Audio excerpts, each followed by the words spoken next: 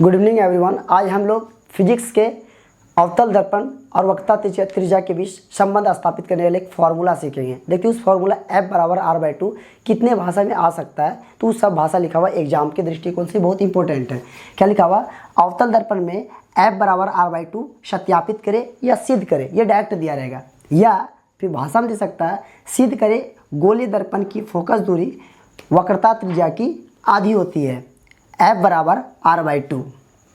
तीसरा क्या दे सकता है कंडीशन, गोलीय दर्पण में फोकस दूरी तथा वक्रता त्रिज्या में संबंध स्थापित करें। चौथा कंडीशन क्या दे सकता है, या ये देगा या ये देगा या ये सिद्ध करे अवतल दर्पण की वक्रता त्रिज्या फोकस दूरी की दोगुनी होती है, मतलब R बराबर 2F। जब दोगुनी बोले तो आपको यहाँ पे आंसर छोड़ना है, आधी बोले तो यहाँ पे छोड़ना, रिलेशन बोले और गोलीय दर्पण बोलेगा या तो उसमें उत्तल दर्पण बोलेगा या तो अवतल दर्पण। तो आज हम लोग अवतल दर्पण में F बराबर R/2 साबित करेंगे, सत्यापित करेंगे, जो कि एग्जाम के दृष्टिकोण से बहुत ही इंपॉर्टेंट है। तो नेक्स्ट हम लोग सॉल्यूशन स्टार्ट करेंगे।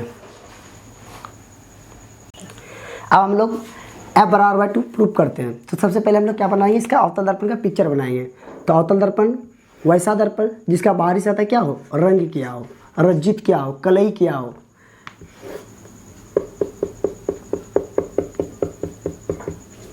ये हो गया प्रधान अक्ष। प्रधान अक्ष के समांतर एक किरण आपतित किरण है जो दर्पण से टकराकर परावर्तन के बाद मुख्य फोकस F से होकर गुजरती है। ठीक है, ये आपतित किरण हो गया और ये दर्पण से टकराकर वापस गया तो ये क्या हो गया, परावर्तित किरण। ये मुख्य फोकस F, उसके बाद क्या आएगा, वक्रता केंद्र जिसको हम लोग बोलते हैं C। वक्रता केंद्र पर हम लोग क्या डालेंगे, लंब। अब ध्यान से देखते हैं, हम लोग यहाँ पे देखते थोड़ा देर। एक क्या हुआ, परावर्तक, एक समतल प्लेन सतह हो गया। आने वाली किरण दर्पण से टकराकर जिस दिशा से आया पुनः उसी दिशा में लौट जाना, उसे कहते हैं प्रकाश के परावर्तन का नियम कहते हैं। तो आने वाली किरण को क्या बोलते हैं हम लोग, आपतित किरण, और जाने वाली किरण को क्या बोलते हैं हम लोग, परावर्तित किरण। आपतित किरण और परावर्तित के किरण के बीच डाला यह लंब क्या कहलाता है, अभिलंब कहलाता है। आपतित किरण और अभिलंब के बीच बना कोण क्या कहलाता है, आपतन कोण। क्या बोलते हैं, आपतन, जिसे I के द्वारा सूचित किया जाता है। परावर्तित किरण और अभिलंब के बीच डाला गया कोण क्या कहता है, बना कोण क्या कहलाता है, परावर्तन कोण, जिसे हम R के द्वारा सूचित करते हैं। बस यही डायग्राम है, उसको हम लोग इस टाइप से बनाए, ये ऐसा डायग्राम है। ठीक है, तो हम लोग फिर तो आपतित किरण, आने वाली किरण और अभिलंब, ये क्या हो गया, अभिलंब के बीच बना कोण क्या कहते हैं, आपतन कोण, जिसे I के द्वारा सूचित करते हैं। और ये हुआ परावर्तित किरण, ये हो गया अभिलंब, इसके बीच बना कोण क्या कहलाता है, परावर्तन कोण, जिसे हम लोग R के द्वारा सूचित करते हैं। अब इसका हम लोग क्या करेंगे, नामकरण कर देते हैं। तो आने वाले की इसको क्या लिखे हैं, हम मान लेते दर्पण को मान लेते हैं M और N, आप कुछ भी नाम रख सकते हैं। A B, ये क्या हो गया, आपतित किरण, और दर्पण के मध्य बिंदु को दर्पण का क्या कहते हैं हम लोग, ध्रुव, जिसको हम पोल बोलते हैं इंग्लिश में।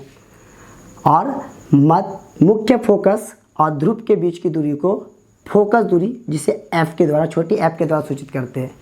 वक्रता केंद्र और ध्रुव के बीच की दूरी को वक्रता त्रिज्या, जिसे कैपिटल R के द्वारा सूचित किया जाता है, जिसे PC का, इसको प्रधान अक्ष भी कहा जाता है। तो पिक्चर डायग्राम तैयार हो गया। M1 एक अवतल दर्पण हुआ, भाषा देखिए कैसे लिखेंगे। M1 एक अवतल दर्पण है जिससे PC के समांतर AB एक आपतित किरण है जो दर्पण से परावर्तन मतलब दर्पण से टकराने के बाद जब भी टकराएगा, अब पहली बार जो गुजरेगा वापस आएगा, तो ये मुख्य फोकस F से होकर गुजरती है। मुख्य फोकस, अब मुख्य फोकस F और P ध्रुव के बीच की दूरी को बोलते हैं हम लोग फोकस दूरी, से हम लोग छोटी f के द्वारा सूचित करते हैं। वक्रता केंद्र C और मुख्य ध्रुव P के बीच की दूरी को क्या कहते हैं हम लोग, वक्रता त्रिज्या, जिसे हम लोग R के द्वारा सूचित करते हैं। तो इसको भाषा बना कैसे लिखेंगे, देखते हैं हम लोग कैसे। तो आराम से भाषा बना सकते हैं अपने मन से। इसका MN, M dash, M dash, B dash, कुछ भी आप भाषा बना के लिख सकते हैं। तो भाषा आसान है, रटने कोई जरूरत नहीं। तो लिखते हैं सॉल्व, माना MN एक अवतल दर्पण है, एक अवतल दर्पण है जिसमें AB आपतित किरण आपतित किरण है जो दर्पण से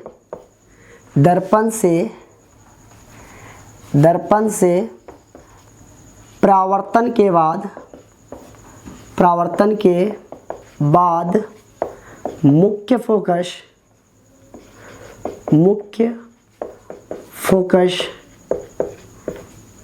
F से होकर गुजरती है। P दर्पण का ध्रुव तथा C दर्पण का वक्रता केंद्र है। अब ध्यान से देखते हैं हम लोग। फिर भाषा क्या लिखे, आप भाषा आसानी से बना के लिख सकते हैं अपने मन से, कोई जरूरी नहीं यही लिखना है। N एक अवतल दर्पण है, AB एक आपतित किरण है जो दर्पण से परावर्तन के बाद मुख्य फोकस F से होकर गुजरती है। P दर्पण का ध्रुव है, C दर्पण की वक्रता केंद्र है। अब बस यही लिख देना, फिर और आगे भाषा बना सकते हैं। तो P और F के बीच की दूरी को मुख्य फोकस दूरी F बोलते हैं, और C और P के बीच की दूरी को वक्रता त्रिज्या से R बोलते हैं। अब हम लोग इसको प्रूव करना शुरू करते हैं। हम लोग लिखेंगे प्रकाश के परावर्तन के नियम से। प्रकाश के परावर्तन के नियम क्या है? आपतन कोण बराबर परावर्तन कोण होता है, मतलब कोण I बराबर क्या होगा? कोण R। तो कोण I क्या है? यहाँ पे। कोण R क्या है? यहाँ पे। तो कोण I को आप कैसे लिख सकते हैं? तो बोल सकते हैं हम लोग ABC। देखिए ये वाला लाइन ध्यान से देखते हैं हम लोग कैसे बनाए हैं। यहाँ पे ध्यान दीजिए, ऐसे हुआ मुख्य फोकस F हुआ, ये वक्रता केंद्र हुआ। तो ये आपतित किरण हुआ, ये हुआ परावर्तित किरण। इसको I बोलेंगे, इसको हम लोग R बोलेंगे। तो देखिए यहाँ से ABC, ये हो गया P। ABC कोण I को लिख सकते हैं हम लोग। तो लिखिए एंगल ABC बराबर, R को कैसे लिख सकते हैं? तो R यहाँ बना हुआ था, इसको R किसके बदल? तो CBF ऐसे भी लिख सकते हैं, या FBC ऐसे दोनों तरह से लिख सकते हैं हम लोग। तो हम लिख सकते हैं एंगल CBF, इसको मान लेंगे समीकरण फर्स्ट। यहाँ तो कोई दिक्कत? अब हम क्या देखें, ABC कोण I को इंडिकेट करता है, CBF कोण R को दिखाता है। किसने रूल से? प्रकाश के परावर्तन के नियम से। अब ध्यान से देखिए, PC प्रधान अक्ष के समांतर क्या है? आपतित किरण है। तो हम बोल सकते हैं चूंकि AB समांतर है किसके? PC के, इसलिए बोल सकते हैं हम जब AB समांतर है, ध्यान से देखिए ये लाइन और ये लाइन एक दूसरे के क्या है? पैरेलल है, समांतर है। तो हम बोल सकते हैं कि ये लाइन, ये क्या है? इसका अभिलंब है। ये कोण I और ये कोण, ये आपस में क्या होगा? बराबर होगा। किस रूल के अनुसार से? एकांतर अंतःकोण से, अल्टरनेटिव इंटीरियर एंगल से। बोलते हैं ये कोण I है, तो हम बोल सकते हैं ये कोण भी I होगा। किससे? क्लास 9th में हम लोग पढ़े एकांतर अंतःकोण से। तो हम बोल सकते हैं कि एंगल ABC बराबर होगा किसके? ये वाला एंगल के, C के। तो इसको कैसे लिखेंगे? BCF। ध्यान से देखिए ये वाला तो एंगल यहाँ बन रहा, तो BCF। तो बोल सकते हैं एंगल BCF। इसको बोलेंगे, मान लेंगे हम समीकरण 2। ये किस रूल के अनुसार हुआ? तो बोलेंगे एकांतर अंतःकोण से, एकांतर अंतःकोण। यहाँ तो कोई दिक्कत? अब ध्यान से देखिए हम क्या आप बोल सकते हैं हम लोग समीकरण 1 और समीकरण 2 से। देखिए हमको कुछ कॉमन मिल रहा है, यहाँ भी ABC है एंगल, यहाँ भी ABC है। तो जब ये दोनों आपस में बराबर है, ये दोनों आपस में बराबर है, तो इसका ये दोनों भी आपस में क्या होगा? बराबर होगा। इसका LHS आपस में बराबर, तो इसका RHS भी आपस में क्या हो जाएगा? बराबर होगा। इसलिए बोलते हम लोग समीकरण 1 तथा समीकरण 2 से क्या पता चला? हम बोल सकते हैं एंगल ABC बराबर CBF है, एंगल ABC बराबर BCF है। तो हम दूसरे शब्दों में बोल सकते हैं कि एंगल CBF बराबर होगा एंगल BCF के। यहाँ तो कोई दिक्कत? ध्यान से देखिए एंगल CBF, अब ध्यान दें एंगल CBF मतलब ये एंगल, ठीक है, ये वाला एंगल, फिर दूसरा क्या है एंगल बी सी एफ, तो एंगल बी सी एफ मतलब ये वाला एंगल। देखिए एक ही त्रिभुज, यहाँ देखिए ध्यान से देखिए, अगर इसको मिटा दिया जाए तो देखिए ये वाला, ये और ये एक त्रिभुज दिख रहा है। देखिए ये कोण और ये कोण आपस में क्या है, बराबर है। तो जब एक ही त्रिभुज की दो कोण आपस में बराबर हो तो उसे कहते हैं हम लोग समद्विबाहु त्रिभुज कहते हैं। देखिए तो इसके ये कोण आर है, इसके सामने वाली भुजा क्या है, जब दो कोण बराबर होगा तो दो भुजा भी आपस में क्या होगा, बराबर होगा। इसके सामने भुजा क्या है सी एफ, और ये आई के सामने वाला भुजा कौन है, तो ये बी एफ, तो ये दोनों भुजा आपस में क्या है, बराबर है। तो हम बोल सकते हैं कि इसलिए त्रिभुज बी सी एफ, त्रिभुज बी सी एफ एक समद्विबाहु त्रिभुज है। इसलिए त्रिभुज बी सी एफ एक समद्विबाहु त्रिभुज है, या ऐसे लिख सकते हैं हम लोग, इसलिए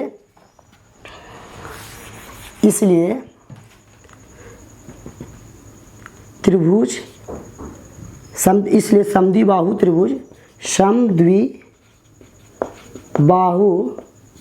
त्रिभुज बी सी एफ में, ध्यान से देखिए हमको दो एंगल प्राप्त हो गया, तो हम बोल सकते हैं समद्विबाहु त्रिभुज बी सी एफ में, मतलब बी सी एफ में।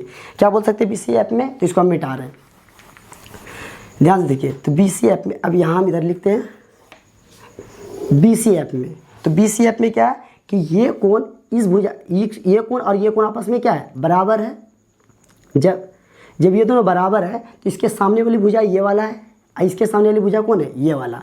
तो हम बोल सकते हैं तो सी बी एफ, तो एंगल सी बी एफ तो ये वाला है, तो इसी एंगल के सामने वाली भुजा कौन है, ये सी एफ। तो हम बोल सकते हैं सी एफ बराबर होगा इसके सामने ये वाला, इस एंगल के सामने कौन है, ये वाला भुजा। तो हम बोल सकते हैं इस भुजा का नाम क्या है, बी एफ।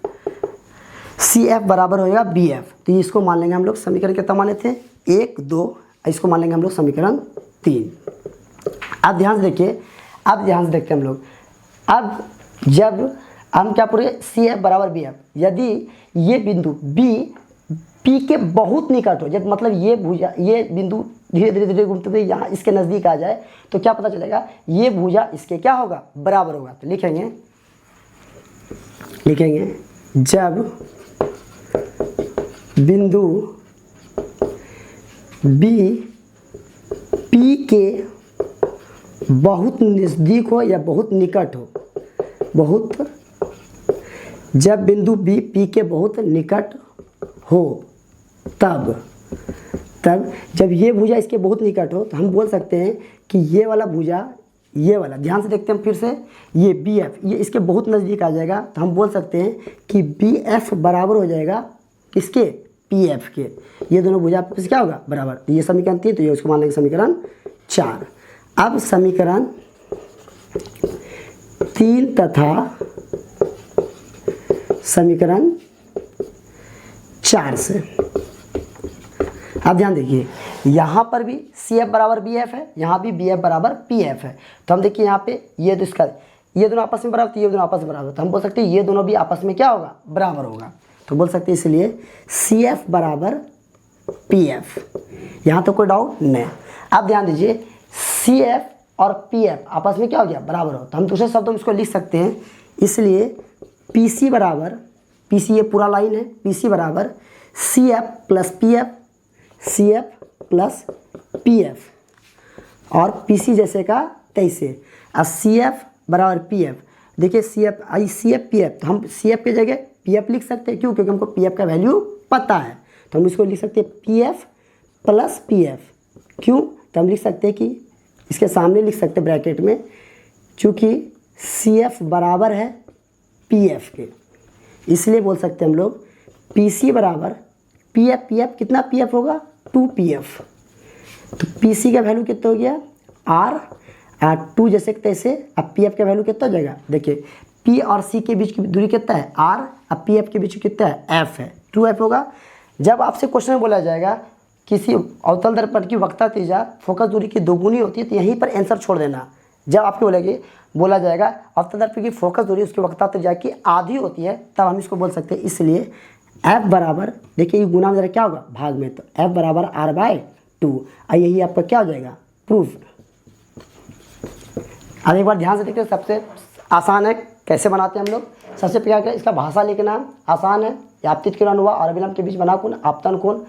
परावर्तित किरण और अभिलंब के बीच बना कोण क्या होता है, परावर्तन, जिसे आर के द्वारा सूचित किया जाता है। अब यहाँ पर से क्या किया, ये कोण और फिर ये अभिलंब है तो एकांतर, ये दोनों पैरेलल लाइन है, एक समांतर लाइन है, तो कोण आई कोण आर के ये वाला दोनों क्या होगा, बराबर हो जाएगा। एकांतर तो ये भी कोण आई तो ये भी कोण आई हो जाएगा। जब एक ही त्रिभुज के दोनों कोण आपस में बराबर हो जाएंगे तो दोनों उसकी दो भुजा भी आपस में क्या होगा, बराबर होगा। तो यहाँ देखिए दो भुजा बराबर हो गया। यहाँ पे जब दो भुजा बराबर होगा वो त्रिभुज कैसा है, समद्विबाहु त्रिभुज है। समद्विबाहु त्रिभुज से हम क्या निकाले, सी एफ बराबर पी एफ निकाल लिए। अब बी एफ निकल गया यहाँ से, तो हम बोल सकते हैं कि ये बी बिंदु पी के जब बहुत नज़दीक आ जाएगा तो क्या होगा, ये दोनों भुजा, ये लाइन और ये लाइन आपस में क्या होगा, बराबर होगा। तो हम बोल सकते हैं बी एफ बराबर पी एफ, बी एफ बराबर पी एफ। अब देखिए इसमें बी एफ कॉमन है तो सी एफ बराबर पी एफ बोल सकते हैं, यहाँ से आ गया। अब दूसरे शब्दों में बोल सकते हैं हमको पी सी बराबर C F plus P F, C F plus P F. तो यहाँ देखिए सी एफ पी एफ आपस में बराबर है, तो सी एफ की जगह हम पी एफ लिख सकते हैं। पी एफ कितना पी एफ हुआ, 2 पी एफ हुआ।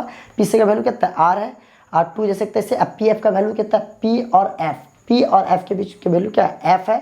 तो एफ तो कितना हो गया यहाँ पे, 2f हो गया। आप देखिए अभी यहाँ एफ जैसे कहते हैं इसे, ये दो गुणाम थे, क्या हो गया भाग में, r बराबर 2। यही हमको प्रूव करना था, तो आपको बताना है। तो ये आसान था, आप भाषा किसी तरह से बना के लिख सकते हैं।